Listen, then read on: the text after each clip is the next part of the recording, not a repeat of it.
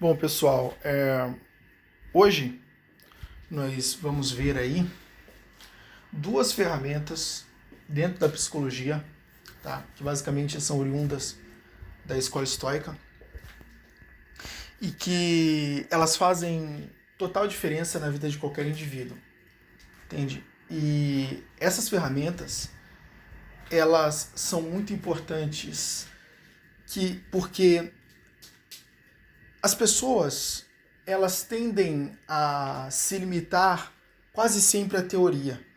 Grande parte das pessoas, elas são assim. Elas tendem a se limitar mais à teoria. Elas não trazem muito para a prática dessas ferramentas no dia a dia. O grande problema dessas técnicas de psicologia é que você vê as pessoas buscando o tempo todo na internet é que elas basicamente não vivem as técnicas. Elas querem conhecer as técnicas, mas não aplicam. E isso é um grande problema, entende? Porque você não colhe os frutos dessa sabedoria, né? Que realmente as técnicas ela contém e que ela pode proporcionar. Bom, uma coisa importante é que o teu dia a dia é a tua escola. Essa é a primeira crença que você tem que possuir. O teu dia a dia, ele é a tua escola. É no dia a dia que basicamente você vai aplicar essas técnicas e desenvolver o teu intelecto, agregar mais saúde mental, entende? É no utilizar no seu dia a dia que você também vai desenvolver a habilidade de usar essas técnicas, porque essas técnicas elas requerem habilidades para que você possa usar. Então, logicamente, essa habilidade ela é adquirida pela repetição, assim como todas as habilidades são. Então, você precisa executar essas técnicas. E essas duas técnicas, elas são basais.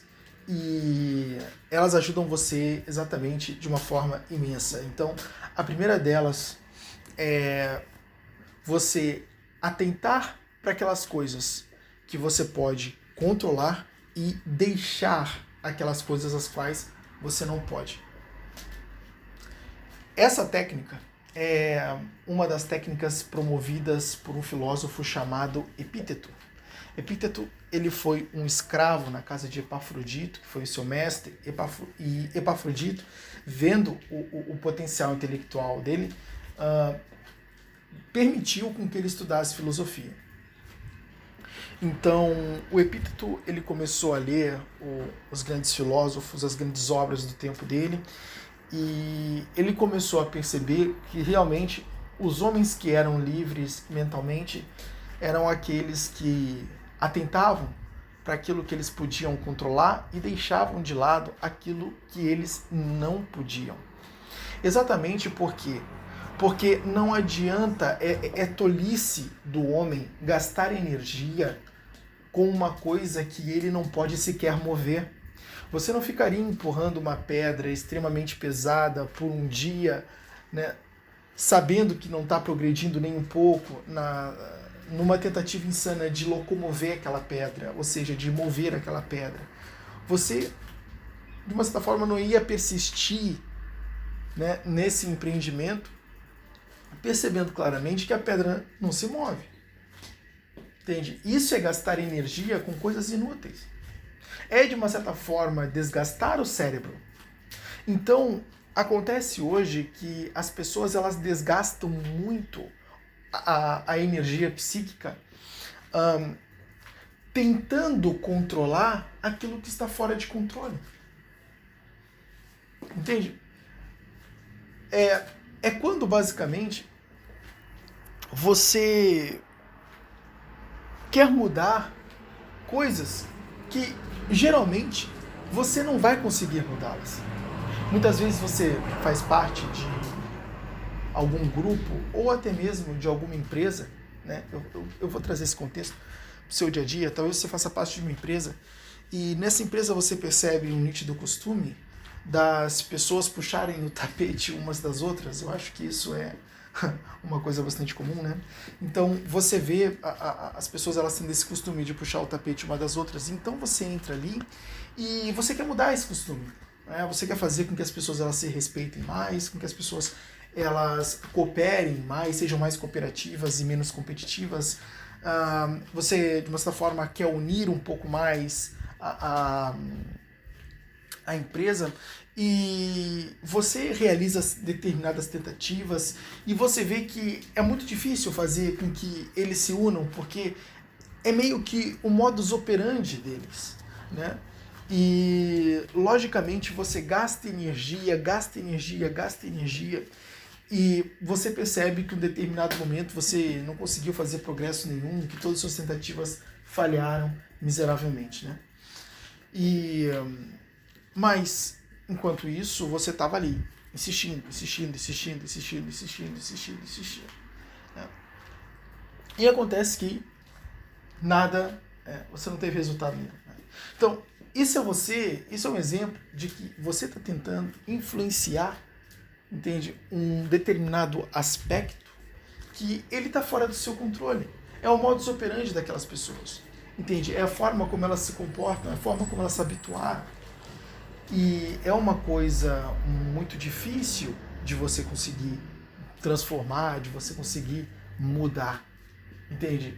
Exige, talvez, alguns outros fatores, existe muitas vezes também o desejo das pessoas pela mudança, né? Então, se só você quer mudar o ambiente, mas o ambiente não acolhe esse mesmo intuito seu de querer mudar também, entende? Você não vai conseguir fazer nenhuma diferença para esse ambiente. Né? É por isso que as pessoas elas se frustram muito, né, com esse hábito de querer mudar as pessoas. Você vê a grande parte das pessoas querendo mudar os outros o tempo todo, querendo que elas mudem. Só que em nenhum momento as pessoas pensam que a mudança do outro ela tem que partir de dentro do outro, não de dentro de você. Se você desejar a mudança pelo outro, você simplesmente pode agir em prol da mudança dele, mas ele precisa cooperar com isso. Porque não adianta de nada você agir em prol, criar as condições, porque na verdade você não muda alguém diretamente, você tem uma influência indireta, ou seja, criando as condições para que ele mude. Só que se ele não aceita, se ele de uma certa forma não coopera, você não consegue fazer absolutamente nada. Né? Você não consegue fazer absolutamente nada. É por isso que hoje você vê que, percebe claramente que uma das maiores dores das mães é tentar tirar filhos das drogas, né? Às vezes as mães elas querem fazer de tudo para tentar tirar os filhos das drogas e muitas vezes elas são até bastante motivadas, entende? Estão dispostas a fazer qualquer coisa. E só que acontece, a outra pessoa ela não quer sair. Então a mãe ela tá meio que trabalhando sozinha nisso. Entende? E a transformação, ela sempre está na mão do agente. Isso é importante. A transformação, ela sempre está na mão do agente, não na mão daquele influenciador. O influenciador, ele é só uma ponte que conecta o agente com a mudança. Mas agora é o agente que, de fato, percorre o caminho. O influenciador, ele só cria as condições da direção. Agora, quem percorre o caminho é o agente. Então é importante reconhecer isso, porque isso é uma tentativa de controlar o incontrolável. É exatamente o que o epíteto fala. E o que acontece com a maior parte dessas mães que tentam muitas vezes tirar os seus filhos das drogas? Elas se frustram, e se frustram muito. Né? Eu já falei com pessoas extremamente frustradas, exatamente com esse fato. Né? E isso é uma coisa que inclusive tem de monte, né, por aí. Principalmente as mães que muitas vezes são extremamente motivadas, começam com tudo e depois, com o tempo, à medida que vão tendo suas intenções frustradas, elas começam a frustrar. Né? Então, isso é uma tentativa de controlar o incontrolável. E isso é uma ponte para a frustração. Então, uma das primeiras coisas que que o indivíduo ele deve fazer é separar o que está sob meu controle. O que está sob meu controle é o que, ao agir, eu posso influenciar diretamente o resultado. Ou seja, eu não sou um meio para o resultado. Eu sou o transformador. Eu sou, de fato, aquele que vai transformar de um resultado ruim para um resultado melhor. Eu não sou uma ponte, ou seja, aquele que vai influenciar o transformador para que ele possa transformar o resultado ruim em uma melhor. Então, eu preciso perceber qual é a minha posição. Por quê? Porque eu não sou Deus. Deus ele pode mudar qualquer coisa a qualquer momento. Eu não. Eu preciso compreender as minhas limitações. Eu preciso compreender as minhas fronteiras. Até onde posso ir? Eu percebo que muitas das pessoas elas não fazem essa medição. Eu percebo que muitas das pessoas elas não compreendem muito bem as suas limitações. Muitas vezes elas querem fazer e muitas vezes elas se motivam a fazer coisas que elas verdadeiramente não podem. Então é uma batalha que ela já está perdida assim que ela começa. E a frustração que ela vai gerar para aquele indivíduo, ela é gigantesca. Ela é gigantesca. Entende? Ela é gigantesca. Por quê? Porque, primeiro, o desgaste da energia psíquica, ele deprime o indivíduo ou facilita a depressão. Porque o desgaste da energia psíquica, ela facilita uma coisa chamada viés de negatividade. Entende? Esse viés de negatividade é meio que uma tendência, né, a percepções negativas da realidade que os indivíduos humanos têm. Então, quando ele tem uma visão muito negativa da realidade, né, ele enxerga o copo sempre menos vazio e não meio cheio, né? Então, quando ele tem essa visão negativa da realidade, o cansaço mental tende a alimentar isso e facilitar com que essa visão negativa ela se expanda. E isso é péssimo. Por quê? Porque ele tende a alimentar ainda mais a mente dele com determinados conceitos que pesam e alimentam um estado depressivo. E esse estado depressivo, ela é uma coisa que o indivíduo ele tem que lutar todos os dias. É uma briga constante. Entende? As pessoas, elas muitas vezes querem buscar a questão do otimismo, né? E elas acreditam que elas precisam ser otimistas todo dia. E o otimismo é essa ausência de negatividade na mente. Entende?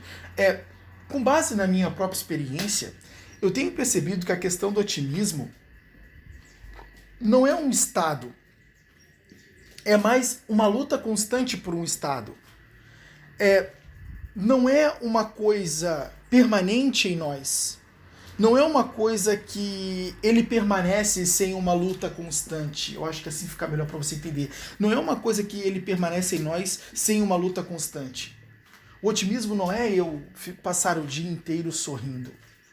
Entende? Isso eu também não sei dizer, porque eu particularmente não faço parte dessas pessoas que passam o dia inteiro sorrindo. Tem pessoas que elas podem ser assim, mas é que isso é um pouco confuso, porque às vezes as pessoas elas podem ser assim na frente dos outros, mas quando não está na frente dos outros, está isolada, ela é completamente diferente, né? Então, é um pouco confuso você dizer, aquela pessoa é feliz por natureza. Geralmente, as pessoas elas acabam se enganando com essa questão, né? Porque você olha o que a pessoa é diante de você, só que ela passa muito mais tempo fora do seu campo de visão do que dentro, né? Ela passa mais tempo longe de você do que perto. Então, no final das contas, acaba que você não sabe verdadeiramente o que ela é, né? Se você tivesse uma onisciência sobre ela, certamente você a conheceria plenamente, mas, logicamente, você não tem. Então, acontece que Essa questão do otimismo, ela é uma luta constante no nosso dia a dia, aonde basicamente a gente tende a suprimir o viés de negatividade e elevar podemos dizer, um viés de positividade, né? Ou seja, a tendência da nossa mente para que ela, de uma certa forma, tenda a alcançar o positivo. Quem fala muito bem sobre isso, e inclusive eu acho que é um dos melhores que fala muito bem sobre isso, é o Maxwell Maltz, né, o Dr. Maxwell Maltz, que vai escrever o livro Psicocibernética e vai introduzir esse termo chamado psicocibernética no nosso meio, né? Então, ele vai criar um livro, inclusive com esse título, Psicocibernética. E esse livro vai ser um best-seller, esse livro foi um best-seller, várias pessoas compraram e tal, leram também. Né? Então, ele diz essa questão de que o subconsciente, ele atua como uma uma submáquina, né? um submecanismo, lembrei a palavra, um submecanismo. Né? O que basicamente seria um submecanismo? É aquele mecanismo que ele atua como um copiloto para um determinado mecanismo, que é o mecanismo principal. Então, o subconsciente, né, ele acaba atuando como um submecanismo para a consciência.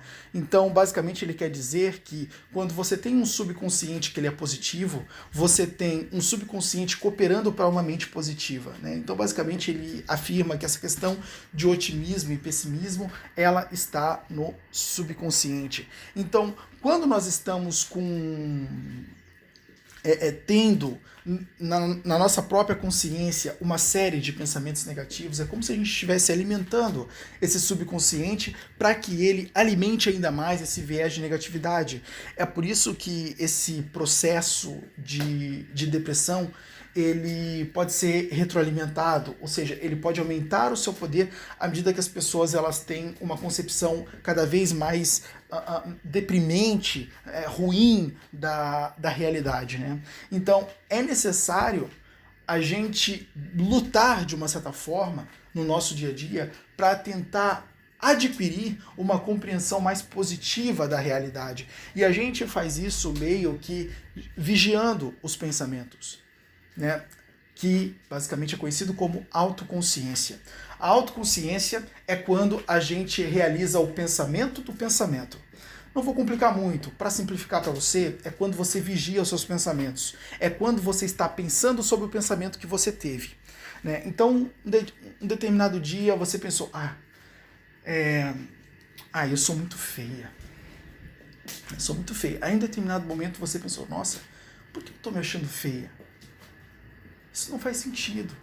Né? Então você começa a lutar, você começa a raciocinar sobre esse pensamento que basicamente você teve pensado anteriormente. Foi o exemplo que me veio na cabeça aqui, mas é uma coisa que basicamente acontece, né? Inclusive em mulheres com autoestima baixa. Então, quando você raciocina sobre o seu pensamento, você está sendo autoconsciente. Ou seja, você está pensando sobre o pensamento que teve. E então você é capaz de basicamente controlar aquilo que está sob seu controle. Isso é controlar aquilo que está sob seu controle. O que está sob seu controle? O que você pode efetivamente mudar? Você pode efetivamente mudar um pensamento que você teve. Não é? Você pode, de uma certa forma, mudar uma emoção. Inclusive, isso aqui é uma coisa interessantíssima. O gerenciamento das emoções. O gerenciamento das emoções, ela se dá exatamente na mudança de percepção da realidade, ou seja, quando a gente muda uma percepção negativa que a gente teve para uma positiva, né? Isso também é o cerne da inteligência emocional, essa mudança de perspectiva. Uma coisa extremamente poderosa é essa psicocibernética do Dr. Maxwell Maltz, tá? Isso é importantíssimo também, onde você executa uma alimentação do subconsciente para que ele, de uma certa forma, proporcione uma base para o crescimento do otimismo em nós, ou seja, para que ele proporcione uma base para uma mente mais positiva. Né? Então, isso a gente faz mudando as nossas concepções, atentando mais para as concepções positivas da nossa realidade. Por isso que você hoje tem muito de pessoas falando sobre a gratidão. A gratidão é importante, a gratidão é importante. O que na verdade é a gratidão? Ou seja, você passa a atentar mais para aquilo que você possui e que de uma certa forma é bom. Entende? Você não fica mais com aquele foco sobre as coisas em que você não possui. Né? Você não fica mais em torno daquelas coisas que te faltam, focando nas coisas que te faltam, mas você começa a prestar mais atenção nas coisas que você tem. Não é? E nas coisas que basicamente estão ali com você e que você de uma certa forma pode desfrutar delas. Né? Então o ato de ser grato é o ato de perceber o que eu possuo e que é bom para mim. E que é bom de uma certa forma. Né? Então, dessa forma, eu começo a produzir um estado emocional de satisfação. Eu começo a produzir um estado emocional de segurança. Eu começo a produzir um estado emocional mais positivo, focando nas coisas que não me faltam do que nas coisas que me faltam. Né? Então, o que basicamente a grande maioria das pessoas fazem, né, é exatamente focar nas coisas que faltam para elas. Então isso, de uma certa forma, traz à tona os desejos reprimidos, né? O que alimenta o subconsciente negativamente e cria um subconsciente propício para o viés de negatividade. Esse viés de negatividade e esse viés de positividade, né, embora a psicologia hoje, a ciência psicológica, ela trate apenas o viés de negatividade, eu não vi nada sobre esse viés de negatividade, de positividade, eu estou trazendo ele aqui, mas porque se existe um viés de negatividade, logicamente, por que não, né? Um viés de positividade. É lógico que a maior parte das pessoas experimentam mais o viés de negatividade do que o de positividade. Mas, de qualquer modo, ele pode ser...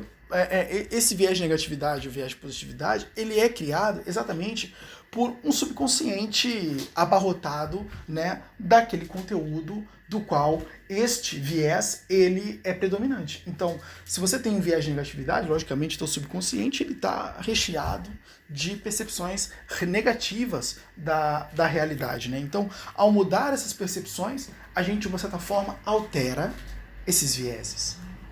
E é importante a gente alterar esses vieses, porque eles vão determinar, eles vão fazer parte das lentes com as quais a gente enxerga a nossa realidade. Quanto mais positivo for o meu viés de... Quando eu tenho um viés de positividade, eu começo a enxergar as coisas ao meu redor com um olhar mais positivo. Eu começo a ver as coisas boas que estão em torno de mim.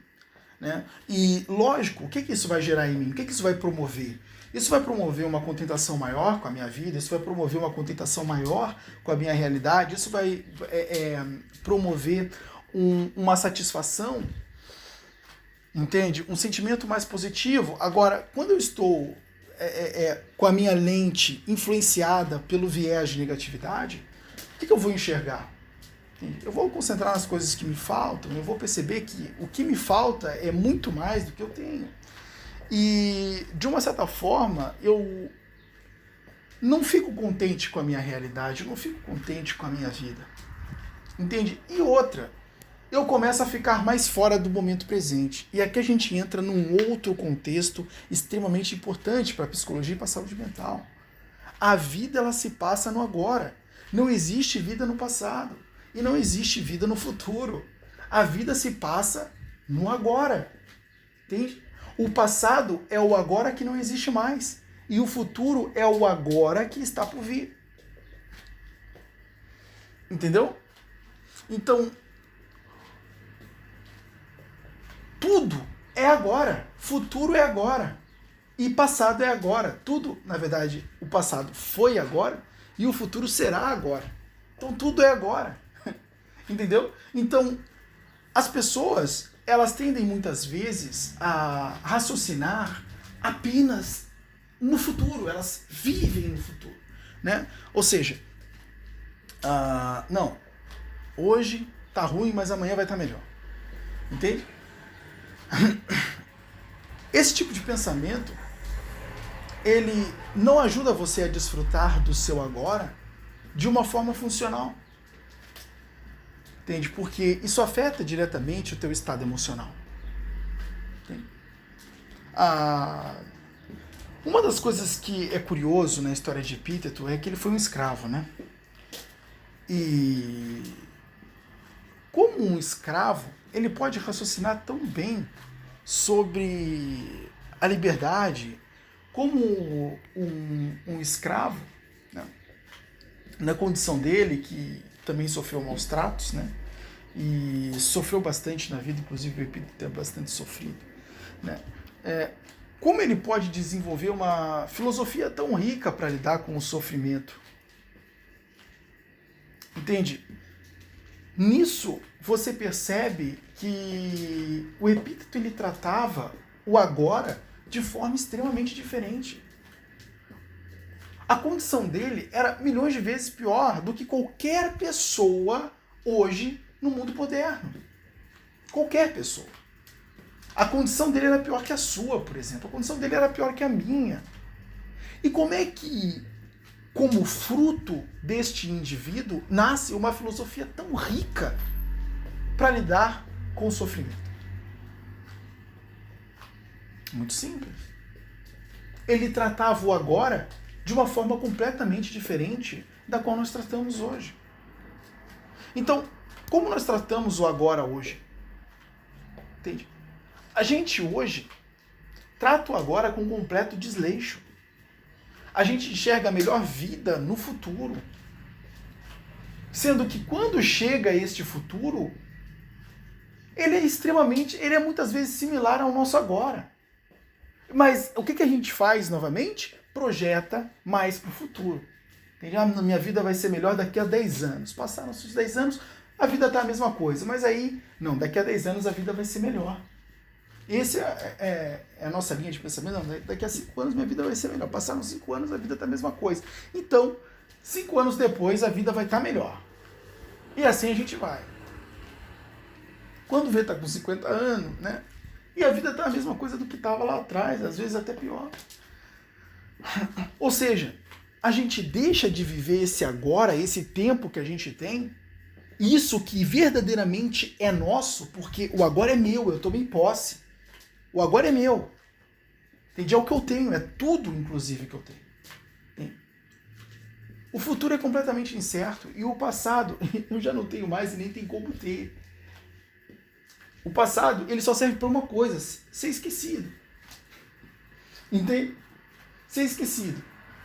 Lógico que ser esquecido no sentido de ele não estar latente o tempo todo na sua mente, porque o passado ele abarca lições importantes para a nossa vida, né? Ele traz lições importantes para a nossa vida, mas ele não pode estar presente lá o tempo inteiro, porque se ele estiver presente lá o tempo inteiro, ele vai desfuncionalizar. Ele vai desfuncionalizar o nosso presente.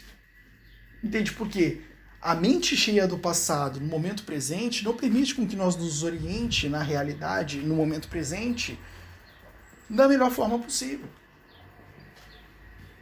Entende? Então é preciso, de uma certa forma, deixar o passado de lado, recorrer a alguma lição do passado quando necessitar, mas o presente é o tudo que a gente tem. O que eu quero fazer? Comece agora. O que eu preciso pensar? Como eu quero ser no futuro? Comece agora a trabalhar nisso. Tem de fazer planos? Não é errado. O problema é viver no plano. Entendeu? Fazer planos não é errado. O problema é viver no plano.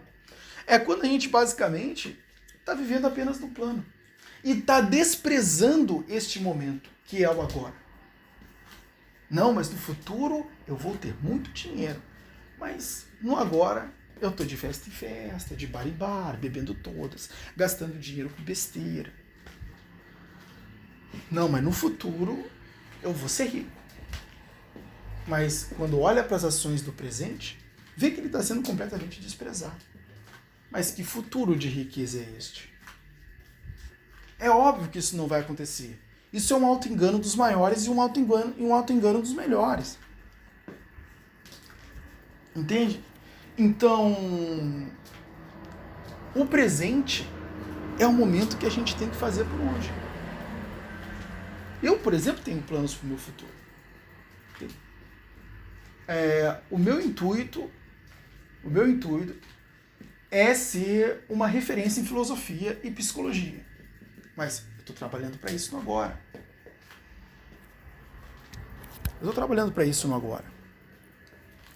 Então, esse é o nosso trabalho. Usamos o agora para que a gente possa construir esse futuro que a gente almeja. E estar no agora é concentrar-se naquilo que é nosso, naquilo que de fato nós temos, que é este tempo. E não ficar vivendo no plano. Deixa o plano apenas para inspirar, mas o agora é para fazer. E o segundo aspecto, né, que a gente precisa entender é que as coisas, elas influenciam os nossos estados emocionais, o nosso estado de espírito, segundo aquilo que nós percebemos das coisas. Entende? Então, aquilo que nós percebemos das coisas é exatamente aquilo que influencia o nosso estado de espírito. Não são as coisas em si. Às vezes a gente pensa, mas o fulaninho me ofendeu. E eu fiquei muito triste com isso. Mas olha só, será que foi o fulaninho que ofendeu você ou você que aceitou a ofensa? Você vê que entre o fulano ofender e você aceitar, existe aí uma diferenciação, né? A ação do fulano foi realizada. Mas a ação do fulano, ela poderia ser aceita ou rejeitada por você. Entende? Ou, logicamente, a ação do fulano, ela poderia ser percebida diferentemente por você. Essa ofensa não faz sentido. Pronto, a ação do fulano foi inválida. Ela não penetrou. Agora, essa ofensa faz sentido. A ação do fulano entrou e penetrou. A percepção da ação foi o que permitiu o poder da ação, a influência da ação sobre você. Percebe que a forma como nós percebemos as coisas é o que determina o poder delas? Se eu percebo algo como aceitável, eu irei aceitar. Se eu percebo algo como rejeitável, eu irei rejeitar. Então, as coisas em si, aí é daí que vai vir a questão do indiferente. As coisas em si, elas não são boas nem más. Elas são indiferentes. E tratar as coisas como indiferentes é interessante para a sua saúde mental. Por quê? Primeiro, te força a exercer uma consciência em prol da análise do acontecimento. Quando eu taxo um acontecimento como mal, puramente e simplesmente, ele tende a influenciar negativamente o meu estado emocional.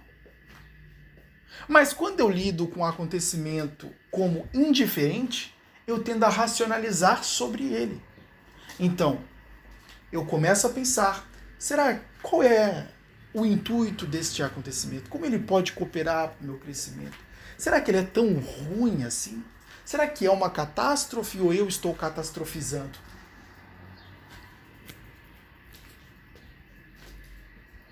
Entende? Se é uma catástrofe, não é uma coisa natural que estava fora do meu controle? Se é uma coisa que estava fora do meu controle, tudo que me resta é aceitar. Não me resta muito o que fazer. Eu não vou poder mudar um fenômeno natural. Um relâmpago que caiu, caiu. Eu não posso fazer com que o tempo volte e com que eu impeça o relâmpago de cair. Por quê? Porque são fenômenos que estão fora do meu controle. Estão dentro do controle do Criador, mas estão dentro do controle de Deus, mas estão fora do meu.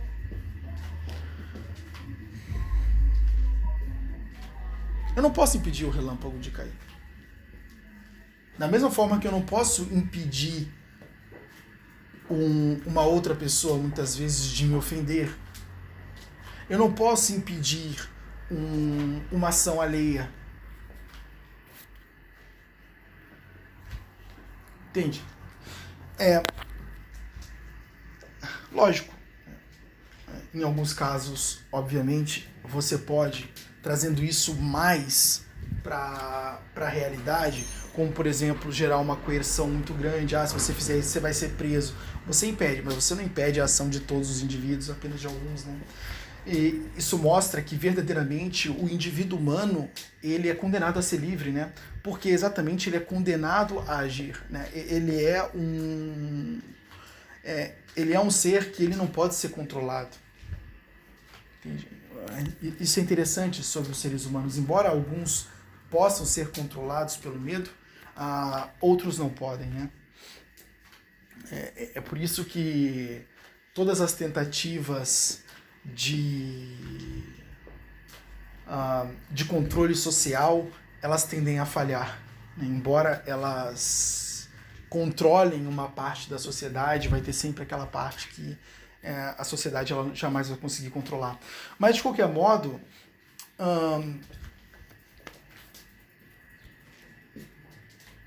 o indivíduo humano, ele nunca pode ser controlado. Então, focar nesse controle é insanidade, e controlar aquilo que é controle, aquilo que pode ser controlado por você, é sempre a melhor alternativa. E como os seus pensamentos eles podem ser controlados por você, então é importante que você controle as percepções das coisas. E isso é a chave para o controle emocional. Eu vejo as pessoas, né, muitas vezes quererem saber muito sobre inteligência emocional. Deixa eu dizer uma coisa para você. Você não precisa, tá? Você não precisa.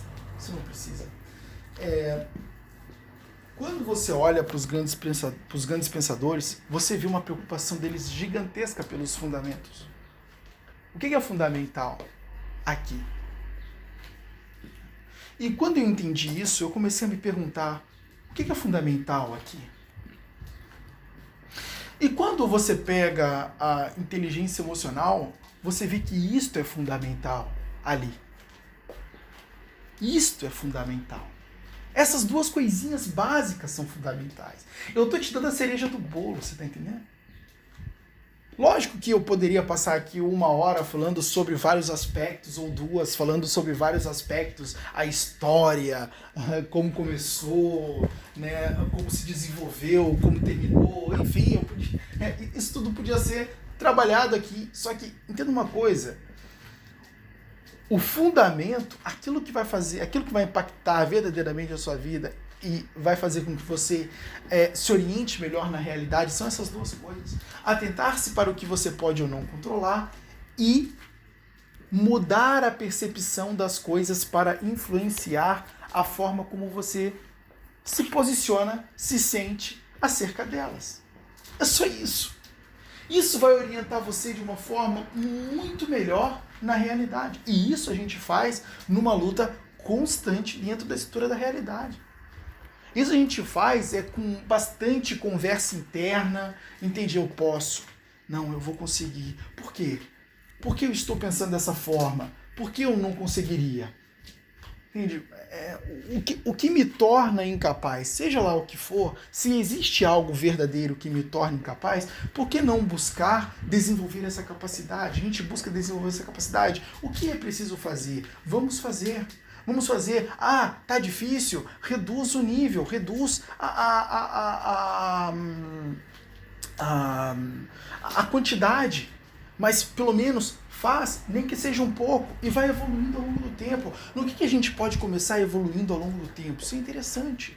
Ah, vamos pegar uma coisa aqui, vamos começar a fazer, vamos evoluindo desta forma, vamos ler um livro mais complexo hoje para trabalhar a nossa mente, vamos começar a pegar um livro ali, uma introdução sobre Aristóteles para começar já a dominar alguns conceitos de filosóficos interessantes e basais. Não é?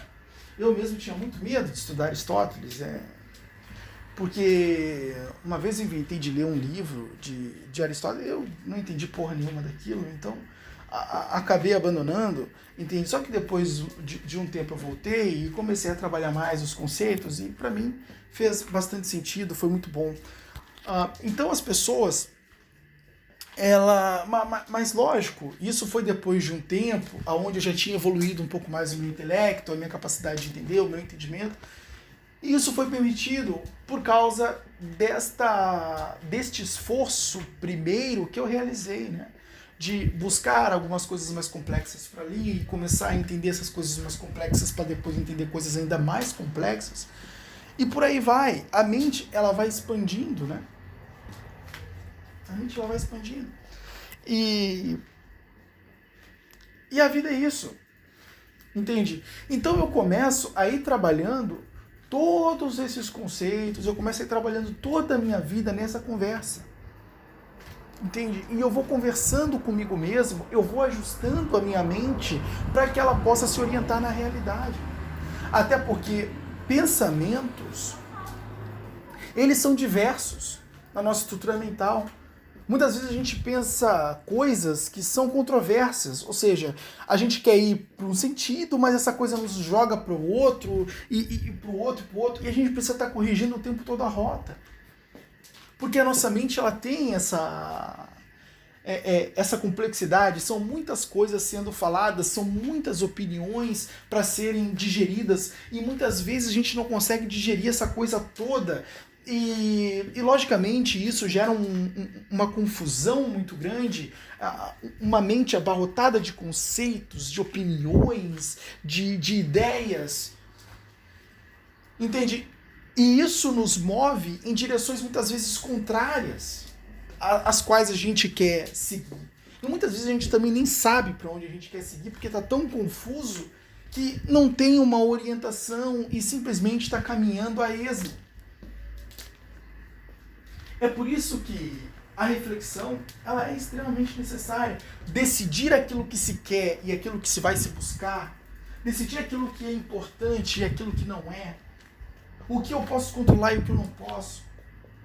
A percepção mais positiva e a percepção mais negativa. Discernir entre as duas e ficar com a mais positiva.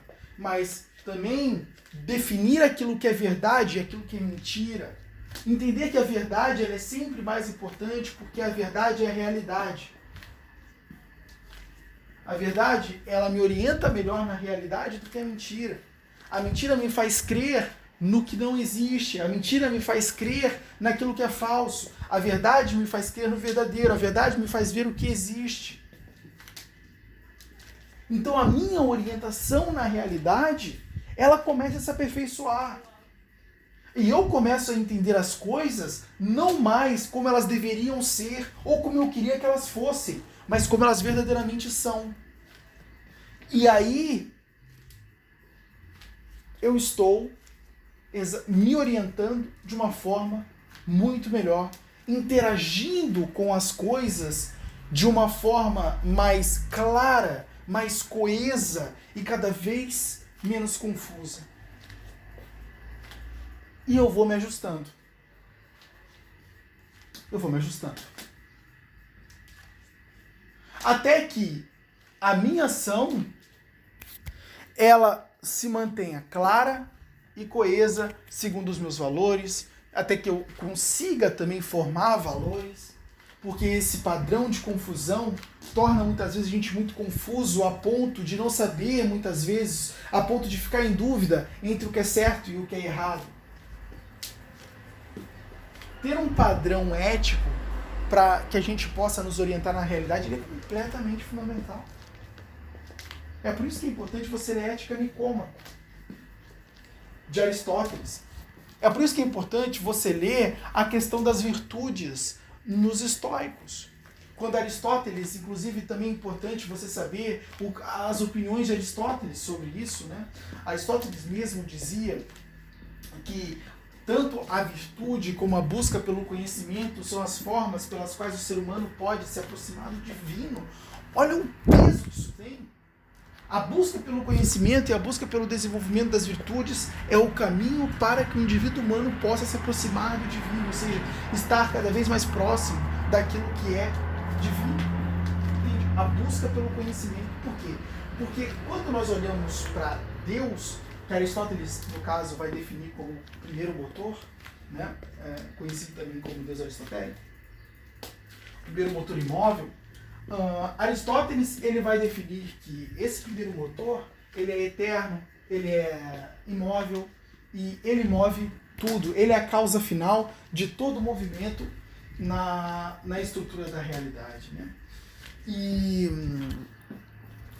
esse primeiro motor ele é ato puro e além de ato puro ele é onisciente e onipresente. Ele é inteligência por excelência. Primeiro porque ele tem conhecimento de tudo. Ele conhece tudo, inclusive a si mesmo. Ele é consciente das coisas e é consciente de si. Ele é puro conhecimento. Ele não está em processo de evolução. Ele já é conhecimento puro. Ele não descobre alguma coisa. Tudo ele conhece. Ele já está completo. E, além disso, ele é extremamente pleno. Então, Aristóteles vai definir que a busca pelo conhecimento, já que Deus ele é conhecimento e ele é pleno por ser conhecimento, a busca pelo conhecimento é uma forma de um indivíduo humano alcançar essa plenitude também. Porque se Deus é pleno e ele é conhecimento, então isso quer dizer que o indivíduo imitar a Deus para o indivíduo seria a melhor coisa que ele podia fazer. E como nós imitamos a Deus? Buscando cada vez mais se aproximar da condição dele, ser pleno e puro conhecimento. Lógico que nunca vamos chegar a essa condição porque para nós é impossível, mas podemos nos aproximar dessa condição à medida que nosso conhecimento eleva-se. Entende? Então, essa lógica de Aristóteles, ela é extremamente importante para a vida, né? E Deus, além de puro conhecimento, ele também é pura virtude, né? É por isso que Aristóteles vai dizer que a busca pelo conhecimento e a busca pelo desenvolvimento das virtudes é uma forma do homem se aproximar à divindade, né? E isso, se você for ver, é uma regra para a vida fundamental que você pode adotar. A busca pelo conhecimento e a busca pelo desenvolvimento das virtudes. Entende? Então, ao viver nesse sentido, né, a gente, de uma certa forma, começa a tornar clara a realidade para a gente melhora a nossa orientação na realidade, a gente pode contribuir para a orientação do próximo, na realidade exercendo uma liderança, e a gente pode mudar efetivamente as coisas ao nosso redor. Entende? Então,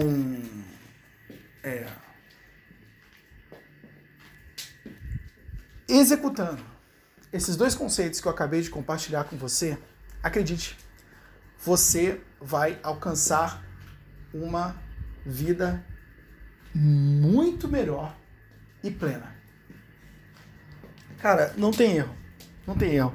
Eu acho que esses dois conceitos eles são fundamentais para qualquer indivíduo humano, para que ele possa se orientar da melhor forma na estrutura do real.